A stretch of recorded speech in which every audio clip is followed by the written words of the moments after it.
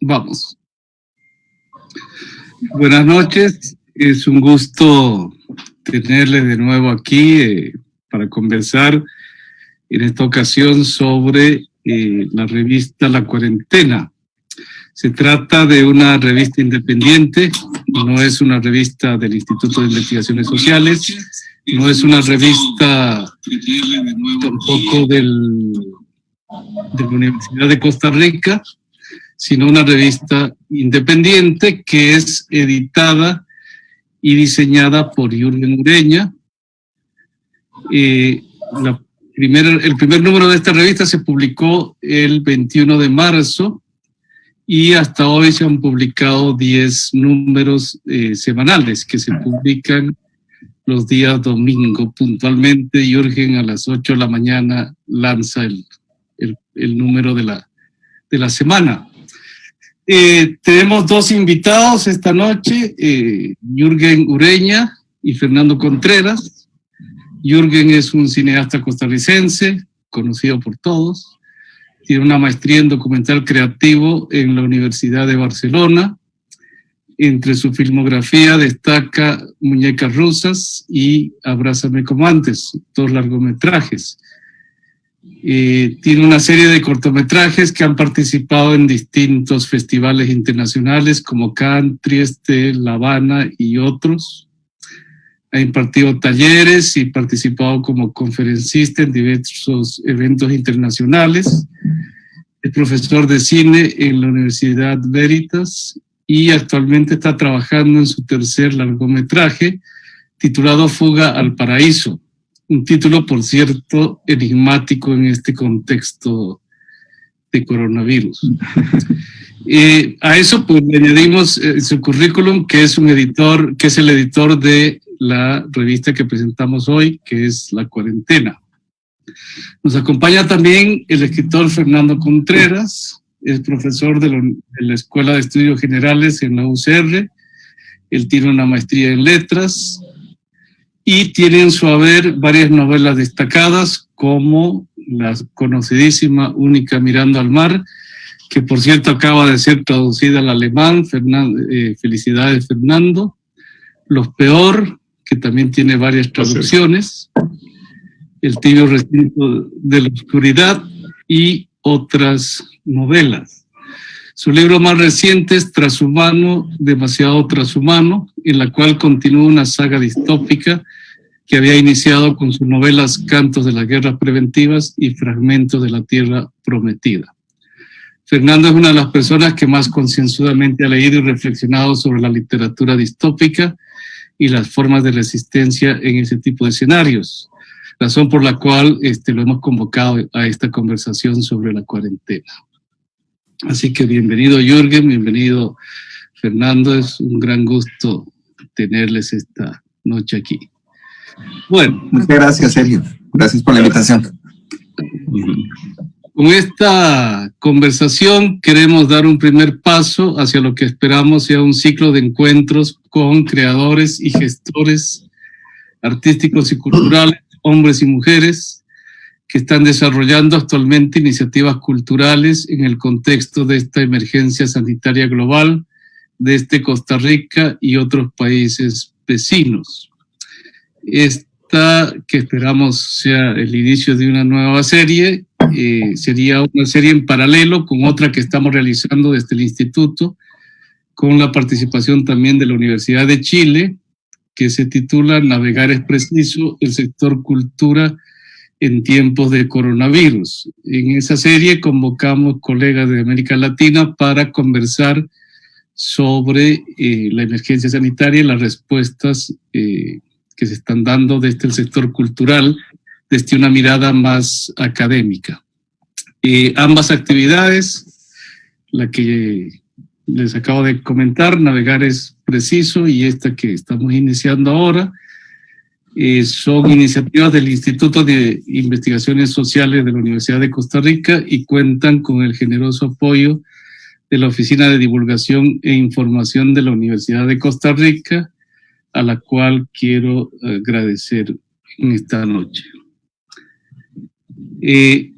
con esa breve presentación de la actividad y de la serie que estamos realizando, pues vamos a comenzar a conversar sobre la revista. La cuarentena, el título, ¿no? 40 Journeys, sí. 40 Journeys, exactamente, es el origen. Es un número cabalístico, 40 días, 40 páginas, 40 números, 40 semanas. Contanos, Jürgen, cómo es que nace esta revista, que, como tú lo dices en el especie de statement que viene en la revista, es una iniciativa editorial espontánea. Me gustó eso de espontáneo, que las revistas tienen a veces esos rasgos, ¿verdad? Responden a coyunturas muy específicas, convocan al diálogo, convocan a la discusión, convocan a la reflexión, responden al reto de lo contemporáneo, de esa contemporaneidad que nos impacta, que nos golpea, que nos hace, que nos mueve el piso y nos pone a pensar. Es una iniciativa sin fines de lucro, es una iniciativa independiente que se propone, como decís, una alternativa lúdica, creativa e informativa en tiempos del confinamiento producido como consecuencia de la pandemia del coronavirus. Te escuchamos, Jürgen. Contanos cómo surge esto y con qué expectativas, cómo esas expectativas se han cumplido o no en estos 10 primeros números, qué esperamos hacia el futuro. Te dejo. Gracias. Sí, yo creo que la palabra espontáneo es la palabra clave acá, ¿no? Esa es la forma en la que surgió la revista, a partir de un momento en el que la vida entró en esta especie de trance, en esta especie de pausa que todavía no terminamos de entender y mucho menos logramos explicar, y que sin embargo produjo una gran cantidad de textos, una gran cantidad de materiales, un movimiento también muy generoso, que yo identifico como un movimiento generoso de parte especialmente de la comunidad artística, que en un primer momento se volcó y ofreció muchos de sus productos de alguna forma como para atender o paliar el trance que suponía la llegada del virus y la aparición de la cuarentena. Y yo me encontré en medio de esta especie de vorágine de materiales,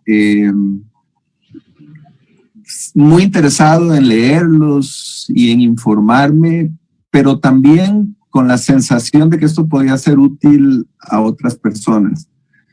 Y cuando digo otras personas, pues quiero aclarar que inicialmente me lo planteé de una manera pues muy pequeña, muy limitada, básicamente los amigos. En lugar de mandar un enlace al WhatsApp, pensé, bueno, ¿por qué no reunir estos enlaces o estos materiales y darles forma? Y esa forma muy pronto fue la forma de una revista, ¿no? Muy pronto, y cuando digo muy pronto fue en el lapso de 2-3 días cuando comencé a plantearme esta idea y terminé dándole forma, dije, bueno, pues tal vez esta es realmente una revista. Así que escribí un pequeño editorial, le puse una portada, la organicé en secciones y la envié. Y la respuesta de este primer círculo pequeño de estos amigos fue entusiasta y me preguntaron, ¿y cuándo aparece el segundo número? Y yo no lo dudé, y yo dije, bueno, pues la próxima semana. Y estas cosas son un poco así, ¿no?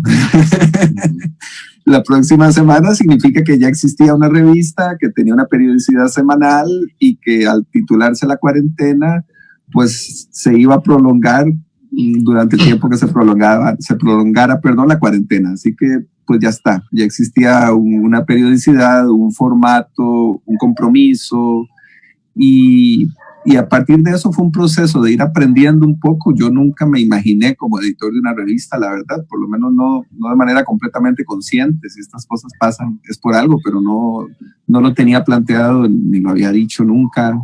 Y luego pues me di cuenta de que era divertido, que podía ser un proceso de veras muy lúdico, un proceso creativo, y que interesaba a algunas personas. Eso también me ayudó a determinar un poco mejor ese público, que es una gran abstracción. Uno nunca sabe para quién hace las películas o los libros, y aquí Fernando nos podría contar mucho al respecto. Yo por lo menos tengo muchas dificultades para imaginarme al público, siempre me parece una cosa así abstracta. pero me imaginé que no era un público académico especializado, sino un público un poquito más amplio, que no era una revista masiva, pero iba dirigida a un público que se interesara por estos temas y que leyera un poco y se informara sobre esto. Así que bueno, esas fueron como las primeras ideas al respecto, y aquí estamos 10 semanas después contando un poco el cuento, ¿no? Perfecto, Jürgen. Fernando, decíamos hace un momento, las revistas suelen tener muchas veces ese carácter de respuesta urgente a una situación en particular y funcionan como una convocatoria también a la creación colectiva, al diálogo, al encuentro. Las revistas de actualidad en ese sentido podríamos decir son una especie de incursión en la contemporaneidad, entendiendo contemporaneidad en el sentido de Agamben, es decir, como una especie de incursión en el lado oscuro del presente, en búsqueda de una pequeña luz, diría Agamben, que ilumine nuestra comprensión de este presente incierto. En tu opinión de escritor y sin duda lector, ¿cuál es el lugar, o cuál te parece es el lugar de una publicación como la que tenemos entre manos, entre teclados, en esta incierta y retadora coyuntura? Gracias, Sergio. Y gracias, Jürgen, te decía, por la iniciativa. Yo creo que la ciencia ficción, la buena ciencia ficción, la gran ciencia ficción, ya lo había dicho todo. Y hay algo, le comentaba a Jürgen, la revista realmente me parece fascinante, me encanta. Solo lamento una cosa. Lamento que su contenido no sea estrictamente ciencia ficción, sino que sea cierto. Hubiera preferido que esto se diera exactamente tal y como está, pero en un contexto ficticio. Hubiera sido fascinante imaginarnos un mundo distópico y aportar así estos elementos que aporta la revista, solamente imaginándonos en una distopía de estas. Lamentablemente es cierto. Entonces, pienso que la revista pues trae muchísimas referencias y trae fragmentos o citas de autores que hemos leído y que nos habían anticipado todo esto. De modo que de pronto vernos viviendo una situación como esta es casi como estar metidos dentro de una novela o una película de ciencia ficción, y creo que la revista evoca todo esto. Pienso, por ejemplo, bueno, cuando me encuentro a mis autores, a algunos de mis autores preferidos en la revista, como Philip K. Dick, hay otra novela, no la que cita la revista, sino otra que se llama El laberinto de la muerte, en donde la situación es de una gente que queda atrapada en una nave espacial, y tiene que ver qué hace para soportar el encierro, soportar el hastío, y entonces lo que hacen es construir realidades virtuales y meterse en una especie de Matrix para vivir esas otras vidas. Y no cuento más para no arruinar la novela. O pienso, por ejemplo, también en Ray Bradbury, también citado acá, con las Crónicas Marcianas, y en ese cuento en donde hay un último hombre atrapado en Marte, en las ciudades construidas después de la colonia del planeta, ¿no? Todo esto nos va a reflejar una situación que no hubiéramos imaginado, no hubiéramos deseado jamás, y es el hecho de estar acá metidos, acá encerrados. Nos metieron en esta locura, nos metieron en esta pandemia, en esta cuarentena, y ahora se nos ofrece una gran cantidad de material para entretenernos. La revista es muy enfática en eso. Tenemos mucho cine, mucha literatura, muchos aparatos. En estos momentos tengo 3, 4 aparatos abiertos al mismo tiempo para consultar cualquier cosa. Y no obstante, estamos encerrados. No obstante, esa distopía, ese horror que nos generaba la sola idea del encierro se ha convertido en una realidad. Hay un autor más ahí que quisiera como recordar. No es de los más conocidos de la ciencia ficción, es un salvadoreño que se llama Álvaro Menéndez Leal, que tiene una colección, una antología de ciencia ficción en la que hay un cuento especialmente bueno, extraordinario, que se llama Hacer el amor en el refugio atómico. Me recordó mucho el tema este de la revista, donde ya hay un tipo que está vendiendo refugios para pasar la cuarentena, para pasarla bien, con jacuzzi, con no sé qué otras comodidades. Pero el tema es, bueno, el tema del cuento es una pareja encerrada en un refugio atómico sin posibilidad de salir porque la guerra nuclear ha ocurrido.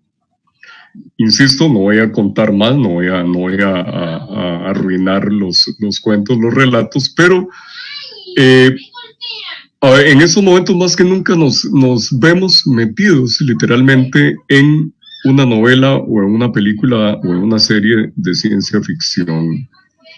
Y me parece que la gran pregunta sigue siendo qué elementos, qué resistencias vamos a generar para soportar esto. Esto no es natural, esto no es normal para nada. El encierro poco a poco nos va deteriorando, nos va enloqueciendo. El encierro también significa una exclusión enorme. Hay mucha gente que no se puede encerrar. Esto es también una cuestión de clase. Todo lo que significa el distanciamiento social, bueno, evitar el contagio es una cuestión de clase. Si uno se da una vuelta por los barrios bajos, va a ver a la gente durmiendo en la calle, como siempre, sin ninguna posibilidad de distanciamiento social. Y de pronto nos vemos metidos en esto como para preguntarnos qué privilegio es este de estar en cuarentena, ¿no? Qué privilegio es este de contar con 100 películas y 200 novelas y todo tipo de entretenimientos para nuestros refugios atómicos, nuestros refugios nucleares, ¿no? Estamos esperando la gran catástrofe aquí sentados. Nos metieron en esto, nos lograron encerrar de una manera muy rápida y muy fácil. De pronto nos damos cuenta de que somos tan obedientes, de que era tan fácil callar a todo el mundo en un momento de una efervescencia social impresionante. 2 millones de mujeres en Santiago en la reunión de la convocatoria del 8M. Y ahora todos estamos metidos, todos estamos presa del pánico cuando no, y como esperando a ver qué pasa. Yo creo que la iniciativa de la revista, lo que Jürgen ha hecho, esta selección, esta recopilación, es realmente muy importante, pone al alcance mucho material y nos hace ver que en estos momentos todo el mundo está pensando en lo mismo. Veo un autor que me gusta mucho como Barico también pensando en el asunto. Susan Sontag lo pensó en su momento, cómo de alguna manera ya habíamos imaginado todo esto, pero no nos hubiéramos imaginado que nos iba a tocar vivir. Esa es como mi primera impresión de este material, de esta revista. Gracias, Fernando. Jürgen, esta revista, pues, de alguna manera también aparece, digamos, y podemos tomar ahí un nombre de otra publicación, como una suerte de kit de sobrevivencia cultural en tiempos de pandemia. O sea, como tener un botiquín de primeros auxilios culturales, ¿verdad? Me gusta mucho esa idea también. Contanos un poco acerca del contenido. Uno de los grandes dilemas de todo editor de una revista, yo creo que es la selección de contenidos, ¿no es cierto? Aquí tenemos en Costa Rica un antecedente importantísimo, García Monge, y el repertorio americano, en algún momento se le decía incluso el señor Tijeras, ¿no es cierto? Una revista es básicamente reunir materiales, seleccionarlos, editarlos, acomodarlos en un determinado orden.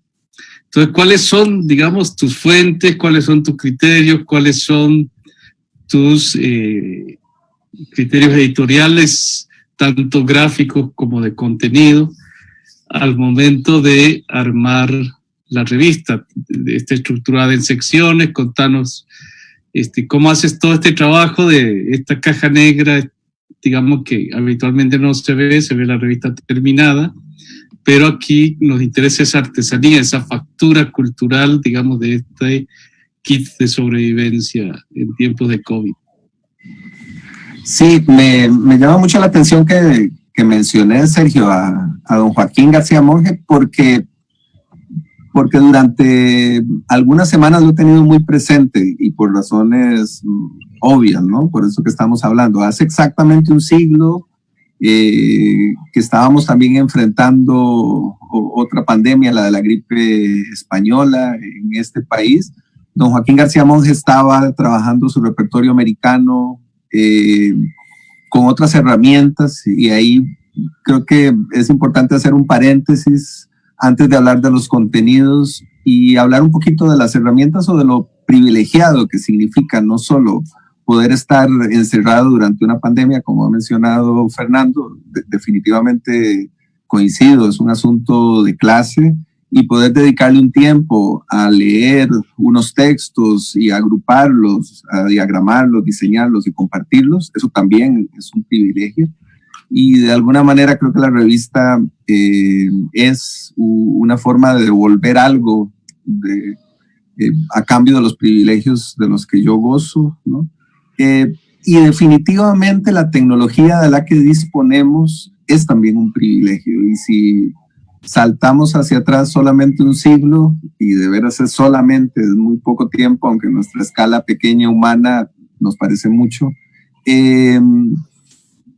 podemos pensar en el señor que hacía una revista que en el mejor de los casos fue semestral, que dedicó su vida entera a esta revista, que de alguna manera sacrificó su carrera literaria porque tiene una producción literaria muy importante que luego no llega a desarrollarse suficientemente, al menos durante el tiempo en el que elabora su repertorio americano, que es su manera, por supuesto, de escribir, y un editor también escribe al seleccionar. Creo que hay algo muy importante, que es que nosotros vivimos en una sociedad hiperconectada, vivimos en una sociedad en la que tenemos acceso a mucha información. Eso, por otro lado, el lado oscuro de esto, el lado negativo de esta moneda es, por supuesto, la desinformación, lo que llaman la infodemia, los fake news, los deepfakes, todo esto que todavía estamos tratando también de entender.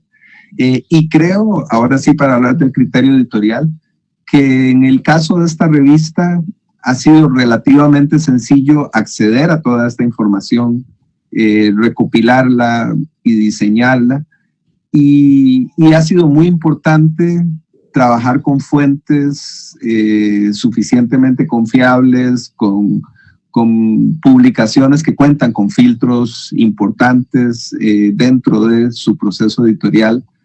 Y ese ha sido el apoyo más importante con el que yo he contado, porque efectivamente en este momento la dificultad mayor es saber dónde aplicar o ubicar la tijera, qué cortar y qué sumar en medio de esa gran cantidad de material a los que podemos acceder a través de Internet. Así que un criterio inicial, y creo que realmente importante, fue: voy a trabajar a partir de publicaciones que, por supuesto, pueden equivocarse, pero no tienen la mala intención, no tienen la intención de falsificar la información, no tienen la intención de producir textos engañosos, alarmistas, etcétera, por lo menos no de manera muy evidente. Así que ya eso producía un filtro inicial importante, ¿no?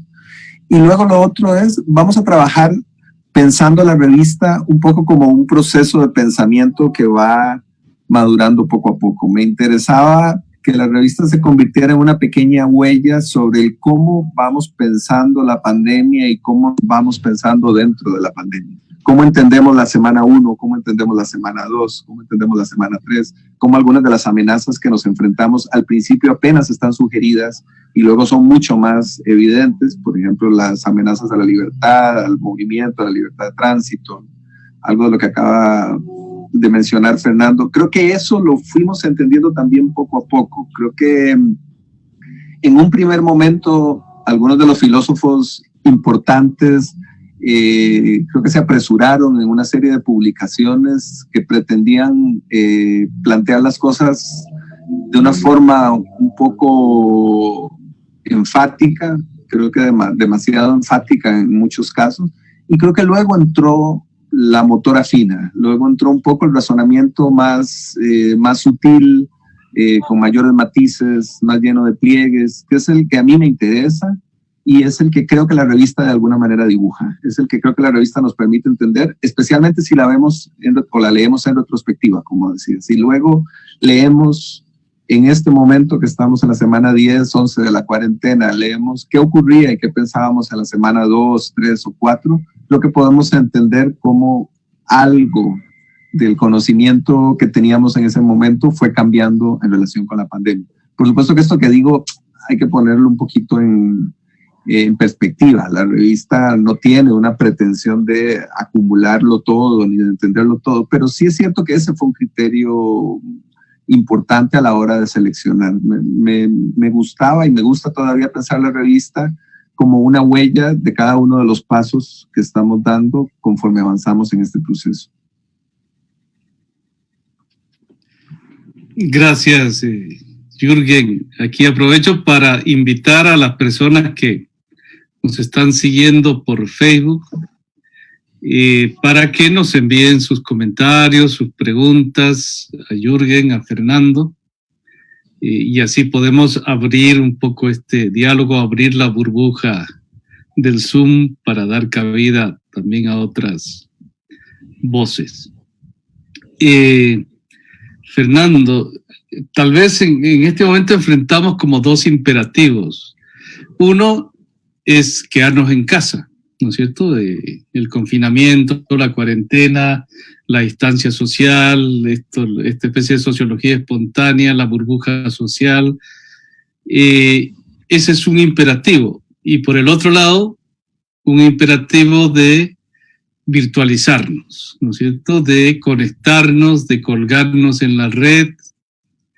Entonces es una especie de situación muy paradójica, históricamente inédita. La cuarentena no es un hecho inédito, lo sabemos, es un hecho que tiene ya, digamos, unos siglos de aplicarse, pero es tal vez la primera vez que se aplica, primero en una escala tan gigantesca, prácticamente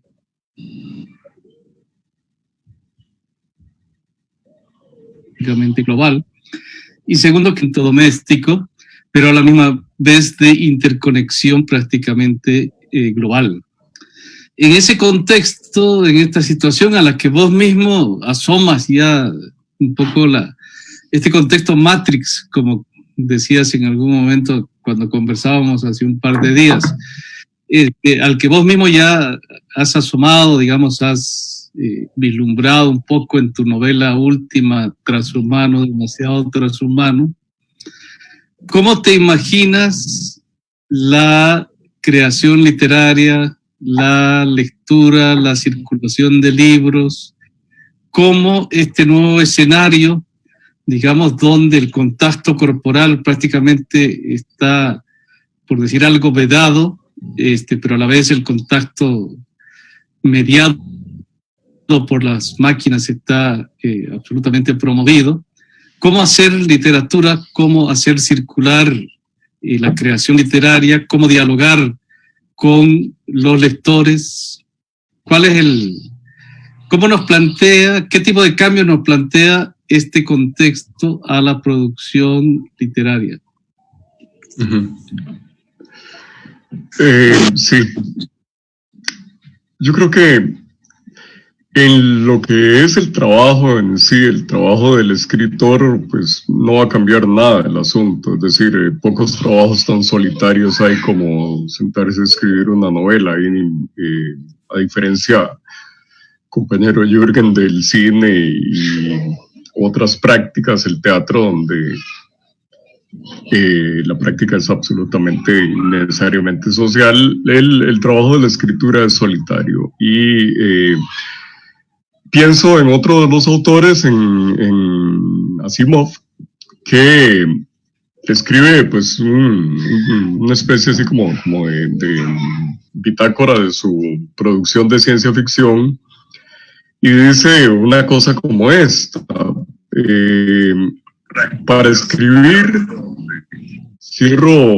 me encierro en mi biblioteca, cierro las ventanas, conecto el aire acondicionado al máximo, pongo mi abrigo de invierno y me imagino que afuera hay una tormenta de nieve. Y así es como escribo, y así seguramente habrá escrito sus obras. En estos momentos, si a la soledad de la tarea de la escritura le sumamos la restricción o las restricciones de la pandemia, pues ya tenemos así un cuadro casi kafkiano de condiciones para escribir. Ahora, para la difusión y para la lectura es otra cosa. Pienso también en estos momentos en cómo nos gustaba visitar las librerías o la feria del libro, y ahora pues nada de eso va a ser posible. Cómo, digo, para los adictos a los libros como nosotros, el placer de tener el libro físico en la mano. En estos momentos el libro probablemente deba ser necesariamente virtual, y todo esto lo va a facilitar precisamente esta tecnología. Ahora, pensemos en una escena espantosa que nos ha pintado Zizek últimamente en sus escritos, en sus pensamientos, así es el hecho de que el Estado en cualquier momento podría cortarnos la Internet. Y entonces ahí el fantasma que aparece pues va a ser Foucault con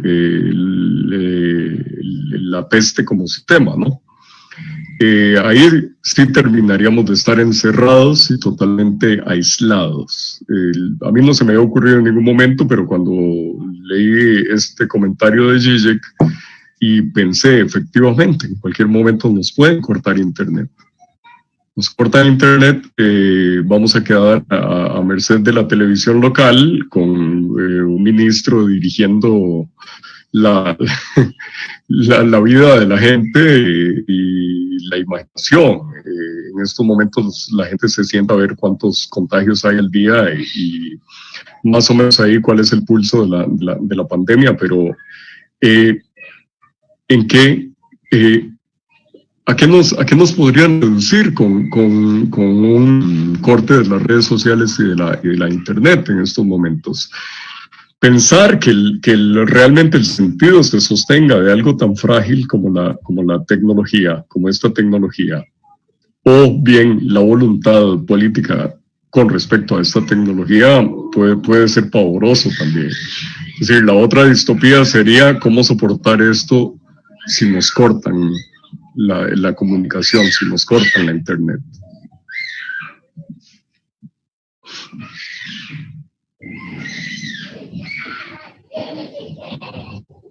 No sé, lo lanzo como inquietud también, como preocupación.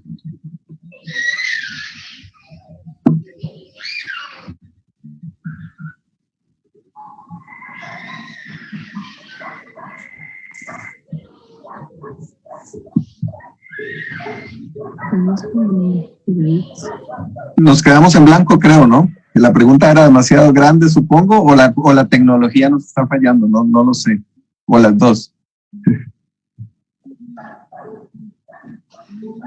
Perdón, sí siento que algo pasó, se cortó algo, nos quedamos inmóviles, que hasta dónde llegaba. ¿Qué fue lo que pasó? Algo, nos cortaron la tecnología. Creo que Fernando comenzó a hablar, dijo que en algún momento podía el gobierno intervenir, y creo que el gobierno nos intervino. Creo que eso fue lo que pasó, ¿no?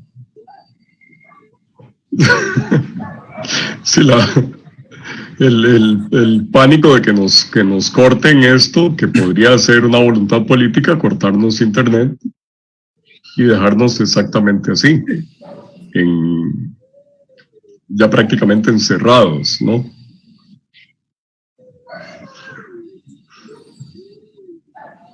¿Se me escuchan?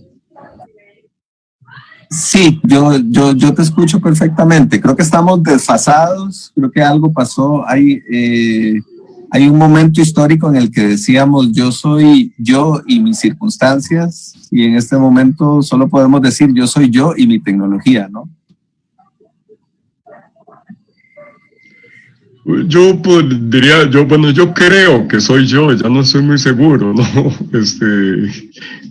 No sé si en estos momentos soy más así como un sujeto susceptible de ser contagiado y en cuyo caso sus libertades personales se verán absolutamente limitadas o si no acabadas. Y me voy a convertir en un foco de infección más y así voy a ser tratado, ¿no? Entonces, bueno, yo creo que soy yo y mi tecnología. A ver cuál se infecta primero. Pero decías una cosa, Fernando. Bueno, ahí está, sí, es la que yo iba digamos, esto de tomarle el pulso a la pandemia, ¿no? ¿Cómo hacemos para tomarle el pulso a la pandemia? Y esto me hace retomar el tema de la revista y de la importancia que tienen las revistas para las discusiones de la actualidad. En la pregunta anterior, Jürgen nos contaba, digamos, cómo hace este trabajo de edición y cuáles son las herramientas tecnológicas de las que dispone, etcétera, para hacer, digamos, en este mar de información que a veces es muy profundo, pero a veces es muy superficial y muy extendido, no es nada fácil navegar en este océano informativo. Entonces, un trabajo de edición es un trabajo realmente importante. Alguien que se tome, digamos, el trabajo de seleccionar, de unir, confeccionar una revista es un trabajo que se agradece. Esa es la parte, digamos, la caja oscura, tal vez, en un trabajo editorial. Pero al mismo tiempo hay una voz explícita, y en este caso, digamos, de la cuarentena, Jürgen introduce en cada número un pequeño editorial, un pequeño comentario editorial, que es muy interesante porque es también una especie de bitácora de la cuarentena, ¿no es cierto? Y pese a su brevedad, que yo agradezco la concisión, esa capacidad de Jürgen de decir mucho en muy pocas palabras, tal vez es la experiencia cinematográfica también, va, digamos, escribiendo una suerte decía yo, de bitácora, de crónica, y va marcando algunas palabras que podrían ser como la palabra clave casi de la semana, por decir algo así, ¿no es cierto? En ese tomar el pulso a la situación, a la coyuntura, Jürgen va definiendo algunos términos que nos van armando. Ya en 10 números podemos ver una especie de relato también editorial sobre la cuarentena. Háblanos un poco de esos términos, Jürgen, habla de espontaneidad, de miedo, de entretenimiento, las fake news, la corrupción, la conspiración, etcétera. ¿Cuál es, digamos, tu propia narrativa, ya no marciana, sino cronovinaria, de este proceso que estamos viviendo, y cómo vuelcas eso también en tu trabajo de producción de la revista? Sí, en relación con el editorial o los editoriales, yo considero que hay una acción importante que es la reacción, ¿no? A mí me interesan mucho las reacciones y me interesa reaccionar a lo que está pasando en el corto plazo y justamente como señala Sergio, tratar de reaccionar y manifestar eso en corto, en breve, ¿no? E incluso últimamente me he interesado especialmente en los microrelatos, y lo digo con un poco de pena porque soy consciente que aquí está Fernando, que es una figura importante del microrelato en este país, que lo ha cultivado, que lo ha desarrollado, que lo ha escrito y publicado en diferentes ocasiones. Me interesa especialmente ahora la capacidad de síntesis, porque soy cada vez más consciente de las dificultades que supone, ¿no? De lo difícil que es ser sintético, ser preciso, identificar cuáles son las palabras clave o los puntos clave, como dice Sergio. Y creo que la forma de resolver toda esa ecuación tan compleja es justamente permitiéndome reaccionar. Y creo que es una herramienta que viene un poco más de mi experiencia como director de actores, a quienes yo no les pido imitar a alguien o imitarme a mí cuando les propongo una situación, sino que les pido reaccionar al otro, les pido escucharse entre ellos, que un actor escuche al otro, y voy cambiando pequeñas cosas para que esto esté fresco y esté vivo.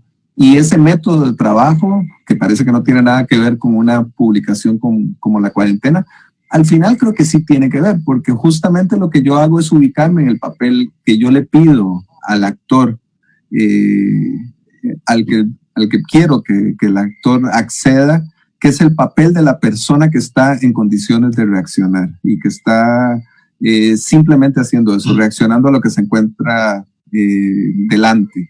Así que yo al final lo escribo realmente ya una vez que he editado toda la revista, intento reaccionar también de forma espontánea y otra vez sintética en este pequeño editorial. Y más allá de que sea una pieza muy acabada o no, a veces creo que el corto tiempo me juega una mala pasada. A veces luego yo lo releo y digo que es esta cosa espantosa que nunca debió publicarse, ¿no? Yo soy también muy autocrítico y pienso que tal vez no está escrito de la mejor manera. Creo que tiene un valor justamente porque es una pequeña reacción en medio de este proceso. Y en esa medida también es una pequeña señal dentro de esa bitácora que señala Sergio, ¿no? También nos permite entender que el proceso ha pasado por estos puntos. Y estos puntos son efectivamente en algún momento el miedo, en algún momento la duda sobre las capacidades de la democracia a reaccionar, en algún momento surgimiento de múltiples teorías conspiratorias. Todo esto que hemos vivido está ahí de alguna manera señalado, está planteado como pequeñas señales en cada una de esas editoriales. Creo que a mí me va a dar mucho gusto leer eso más adelante. Por un lado, porque creo eso, creo que nos va a permitir, o a mí me va a permitir entender un poco mejor dónde estábamos y cómo fue el proceso. Creo que también me va a dar mucho disgusto porque voy a sentir que eso no debió publicarse nunca, ¿no? Que si yo escribí eso debía haber sido más cuidadoso, más detallado en la escritura. Pero está bien, asumo esa especie de contradicción también con mucha alegría y con mucho entusiasmo. Gracias, Jürgen.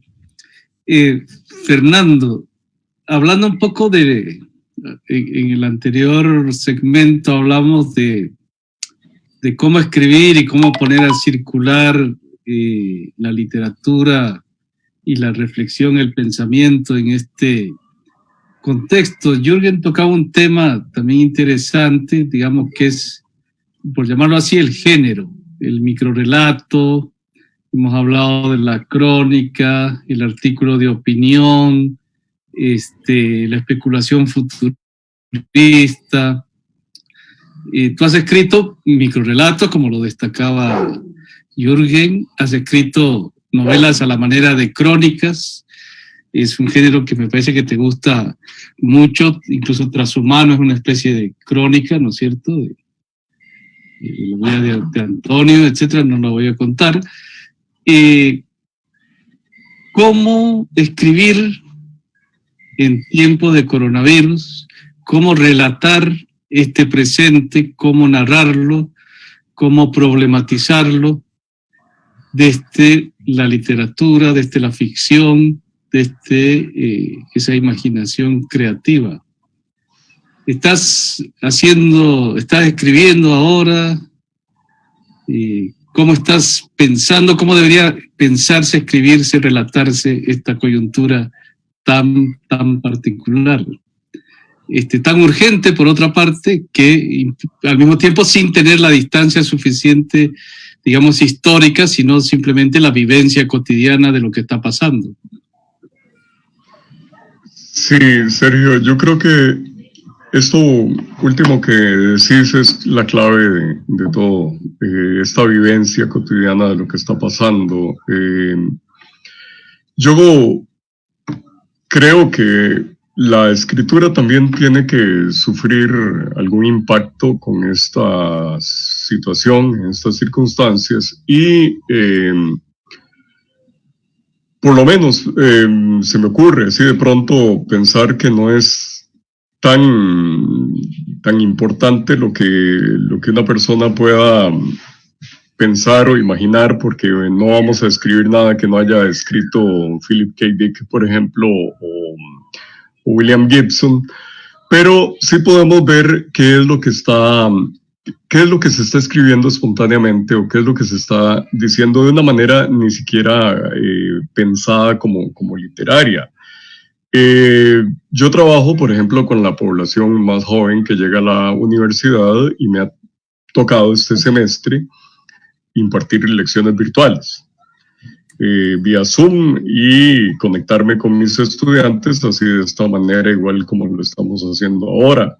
Yo escucho sus relatos, escucho lo que me cuentan sobre la manera en la que tienen que llevar y soportar la pandemia, y me parece que ahí está el tema, ahí está lo que la gente está sintiendo, sobre todo esta generación más joven, que me dice que tiene que pasar hasta 7 horas pegada a la pantalla, que tiene que soportar la idea esta que tuvo la universidad de que salvar el semestre significaba salvarlo académicamente y no en términos estrictamente así como más humanos, más personales, y hacernos la pregunta de qué es lo que nos pasa a todos como personas, como seres humanos, como conciencias, cuando tenemos encima una amenaza sistémica como esta, cuando tenemos encima unas restricciones que dan al traste con los proyectos personales de todo el mundo, desde primer ingreso a la universidad, la expectativa de conocer gente, conocer el ambiente universitario, los mitos como, no sé, la misma calle de la amargura, por ejemplo, ir a tomarse las cervezas después de la clase. Todo eso se acabó y hay un relato detrás de cada una de estas vivencias, detrás de cada una de estas personas, que se ha visto prácticamente reducida a un espectador de una pantalla. Yo escucho eso como escucho siempre a la gente, y veo prácticamente una novela viva ocurriendo, relatándose, construyéndose a sí misma desde muchísimas voces. Y si lo pienso fríamente, desde el experimento literario me parece fascinante. Tal vez un poco lo que decía al principio, si hubiéramos intentado esta revista sin un correlato así como real, ¿no? ¿Qué hubiera pasado? ¿Cómo nos hubiéramos imaginado esto? Bueno, el hecho es que efectivamente está ocurriendo y le está ocurriendo a la gente. Y la gente relata lo que le está pasando. Entonces, pienso que ahí se está construyendo una historia que pues solamente hay que afinar un poco el oído para escucharla, para entenderla, pero son miles, millones de voces contando un día a día, contando una cotidianidad, contando una encerrona de esta naturaleza, y más o menos armando así esa idea, esa imagen de lo que nos está ocurriendo con esto que nos han hecho. No sé si te respondo con esto, pero me parece ver así una novela palpitante, un relato vivo, totalmente vivo ahí, tratando de sobrevivir en medio de lo que parece un gran absurdo, ¿no? Gracias, Fernando. Jürgen, bueno, creo que Fernando nos está planteando un tema fundamental y tal vez es con este tema que quisiera cerrar esta conversación. La revista ha estado reuniendo en sus 10 primeros números muchísimas voces. Es una pandemia global, entonces las voces también son múltiples, ¿no es cierto? Son voces que nos llegan de todos lados, de los centros, pero también de las periferias, si las categorías todavía son válidas, yo creo que sí. La cuarentena, entonces la revista tiene 40 páginas, también hay un detalle cabalístico ahí. ¿Llegaremos al número 40 de la cuarentena? ¿Serán 40 semanas o cuántas serán? ¿Y cuáles son los planes para ese futuro o no futuro que se nos viene encima? ¿Pensás incluir otras voces, otras narrativas, voces de la calle, de otros medios, de relatos que están circulando, tal vez inconexos, tal vez desarticulados, pero que al fin de cuentas son un síntoma de la coyuntura que estamos viviendo y por qué no usar el término también sufriendo, ¿verdad? Yo creo que esto de fingir que todo está normal y no pasa nada y que en 3 o 4 semanas vamos a volver a la normalidad, aunque ahora le llamemos nueva normalidad, es algo que tenemos que empezar, creo yo, a replantearnos. El futuro es bastante incierto y complicado, y la pregunta es esa: ¿cómo una revista como La Cuarentena va a enfrentarse a esto que se nos viene? ¿Cómo va a recoger estas voces que tal vez están en sordina, que tal vez están en voz baja, son susurros, quejidos? Contanos, ¿cuál es tu expectativa a futuro? ¿Qué es lo que pensás que viene y cómo vas a mantener la cuarentena en esta coyuntura? Bueno, yo voy a tomar al vuelo una frase que acabas de decir, que es que el futuro es incierto, ¿no? y creo que inicialmente me planteé un proyecto que se titulaba La Cuarentena y que pretendía culminarse o terminar en el momento en el que terminara esa cuarentena, pero incluso informándome mejor, leyendo, me doy cuenta de que los finales de la cuarentena son también ambiguos o que las cuarentenas que nos han precedido también han terminado por razones distintas y que existen los finales que determinan los científicos, por ejemplo, y los finales que determina la gente por razones emocionales y por otras razones, ¿no? Hay un momento en el que ya un determinado evento puede desplazar a la cuarentena, un evento histórico, como ocurrió con la Primera Guerra Mundial. En fin, hay momentos en los que la cuarentena se acaba de una forma que no necesariamente es científica y que no necesariamente vale para todos los efectos, que no necesariamente significa ya todos estamos en condiciones de salir a la calle, pero comenzamos a salir, por ejemplo. Eso nos lo dicen algunos historiadores. Yo creo que es difícil que, a pesar de que la cuarentena tiene 40 páginas, llegue a tener 40 números. Eso realmente me parece difícil. También creo que es difícil que la cuarentena se convierta en una publicación que pueda asumir un proceso editorial mucho más complejo si conservamos un poco esta forma de producción que tenemos hasta ahora, en el que la edita, la diseña, etcétera, una sola persona, ¿no? Digo, en este momento yo podría decir, como Luis XIV, la cuarentena soy yo, ¿no? Y eso realmente me hace muy difícil pensar en un proceso editorial más complejo, y justamente ya lo mencioné. Por esa razón es que me he apoyado en los departamentos y consejos editoriales de otras publicaciones que ya hacen su trabajo con muchas personas a cargo. Así que, a pesar de que a mí me parece muy estimulante, por ejemplo, recoger estas voces que, como dice Sergio, pueden estar ahí en sordina, ese proceso de recopilación, de selección, de análisis, de depuración, creo que sería mucho más pesado que el que una sola persona puede soportar, o al menos el que yo puedo soportar. ¿Hacia dónde va la cuarentena o en qué se va a convertir? En este momento no lo sé, pero yo sigo pensando mucho en esta especie de fluidez del proceso y confío en esta capacidad de reacción. Como decía, yo escribo los editoriales casi al final, casi al punto de majarme los dedos, ¿no? Decir, bueno, ya tengo que publicar esto y ni siquiera sé muy bien qué quiero decir. No fue un proceso que pensé demasiado.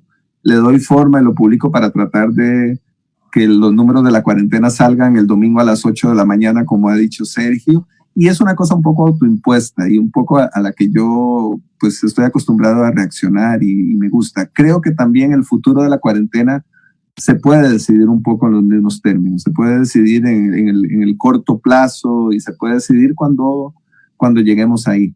Pero bueno, sé que en este momento yo solamente soy capaz de hacer la cuarentena dentro de esta estructura y que en ese caso necesitaría de más personas. Si aparecen y si hay un estímulo de parte de otras personas para hacer que este proyecto entre en una segunda etapa con una forma de ejecución distinta, pues yo estaré encantado. Sería, creo que lo mejor que le podría pasar a la revista. Pero tomo eso como una invitación al público. Así es. ¿Ya? Es una invitación abierta, pues dirigida en primera instancia a las dos personas con quienes estoy hablando acá, a mis dos interlocutores, pero bueno, también a quienes nos escuchan. Así es. Perfecto, Jürgen. Bueno, la cuarentena entonces será eterna mientras dure, como dice Vinicius de Moraes en su famoso poema. Algo que quieras añadir, Fernando, sobre el futuro inmediato y el futuro de las publicaciones, de la literatura, de la ficción, el futuro de la conversación también, ¿verdad? ¿Qué quisiera decirnos para terminar esta conversación? Sí, me llama mucho la atención cómo esta idea que tenemos de la cuarentena o de la pandemia está siendo dirigida a un nivel así masivo básicamente por las autoridades, ¿no? Es decir, nos dicen cómo reaccionar, cómo cuidarnos, cómo pensar la pandemia. Y hasta ahora parece como que la gente ha hecho caso. Hay ya algunas muestras de resistencia en otras partes acá, pues salvo la gente que sale a caminar ahí por Cartago, pues no veo mayor resistencia. Pero sí lo que me hace pensar es precisamente en eso, en ese concepto, en esta palabra resistencia. ¿Cuáles serán las nuevas resistencias que genere esta situación? Y son temas que me resultan así bastante obsesivos, como por ejemplo, bueno, ¿cuál va a ser la reacción popular contra el confinamiento? Hasta ahora, al principio, la cosa podría parecer hasta divertida, como ocurre en el cuento que les decía al principio, hacer el amor en el refugio atómico, pero llega un momento en el que esto podría ser insostenible.